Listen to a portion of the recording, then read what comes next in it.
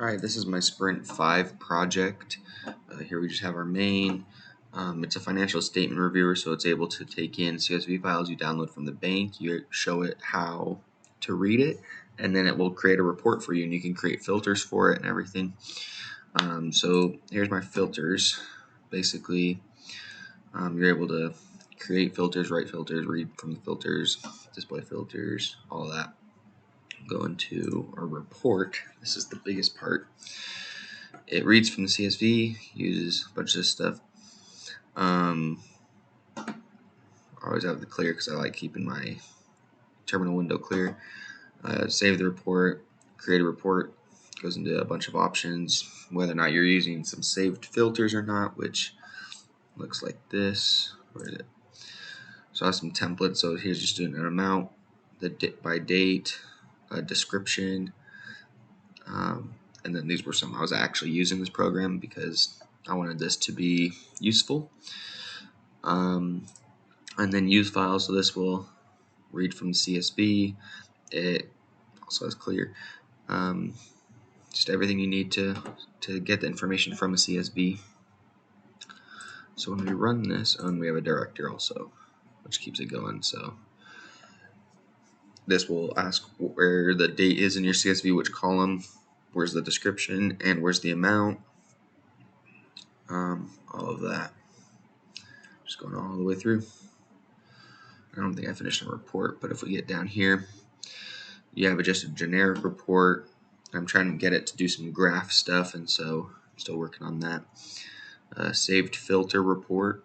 So those saved filters I showed you, you're able to have it just automatically run your report.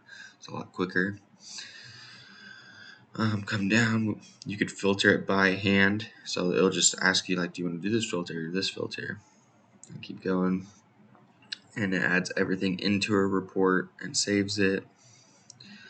And then here's the actual filter. So by date, it goes through and does each thing inside. By amount, by description, and then this will organize the expenditures and just show like the total and the number of expenditures. Also, it goes through, and my bank transactions don't show negative numbers. It just shows it in parentheses as negative. And when you're running it in a CSV, it shows it correctly, but here it won't. So it gets rid of the dollar sign so that we can actually turn these into floats. Gets rid of commas. Shows that the ones in parentheses are actually negative. So we'll replace it with a negative. Yeah, organize income. And then I'm working on doing some math stuff and creating graphs. Oops. Well, let's run it.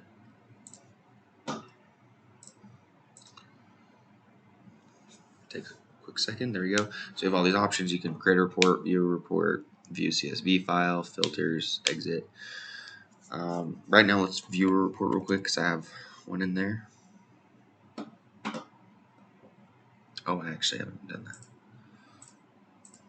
Hang on. I had it commented out for some reasons earlier. We'll just create a report then. Press enter. So it shows you the CSV files that you have uploaded inside, so that you can do a report based on which CSV file you have. We'll just do it off of mine. So my date file is in number 1, 2, and 3. It doesn't show negative numbers. Would you like to use filters? We'll do yes. Would you like to use a filter? Yes. And we'll do template 2.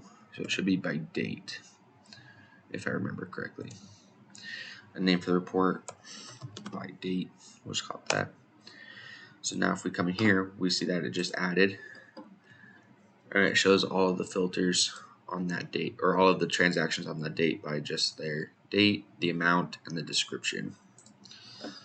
But then it always does, it organizes all of your expenditures. So we'll go through and show all of these, and it will go through at the end. It shows your total number of expenditures, how much you spent, and all of that. And then it does the same thing for income. Anytime you made money, so it shows how much you made and how many transactions that was. But yeah, there we go.